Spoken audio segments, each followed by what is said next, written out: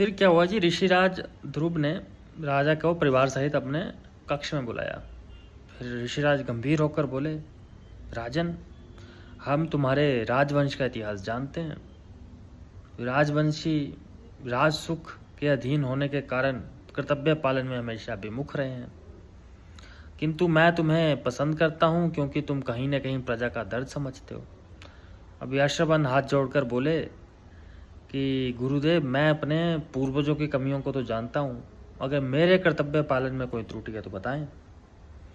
अब ऋषिराज फिर गंभीर होकर कहते, त्रुटियां तो बहुत हैं, पर मैं उन विषयों पर चर्चा नहीं करना चाहता। वो सीधा कहते हैं, वो उसके कंधे पर हाथ रखते हैं, राजन के कंधे पे, और बोलते हैं, ऋषिराज क्या कहते हैं सुनिए, कि राजन, तुम मन ही मन लक्ष्मण को अपना उत्तराधिकारी मान चुके हो। तुम रुद्रा को बराबर का अवसर क्यों नहीं दे रहे हो? वो पृथ्वी की दिशा और दशा दोनों ही बदलेगा। यशवन शांत हो गए बात सुन के। फिर वो बोला, ऋषिराज, मुझे लगा कि वो प्रभावशाली योद्धा नहीं बन पाएगा, लक्ष्मण उससे कुशल योद्धा होगा, इसलिए मैं सोच रहा था कि लक्ष्मण उत्तराधिकारी होगा। ऋषिराज कहते हैं, नहीं, मैं तुम्हें बता चुका हूँ, तुम्हारे दोनों पुत्र पृथ्वी के ही नहीं बल्कि इस विश्व के सर्वश्रेष्ठ योद्धा होंगे।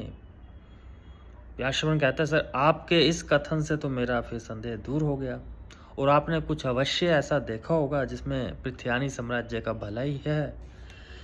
अब मैं आपके कहे अनुसार रुद्रा पर कोई संदेह नहीं करूंगा और उसे अब अपने उत्तराधिकारी के रूप में देखूंगा। तो कई बार नियति ऐसी होती है कि नियति चाहती थी कि रुद्रा पृथ्वी का उत्तराधिकारी बने।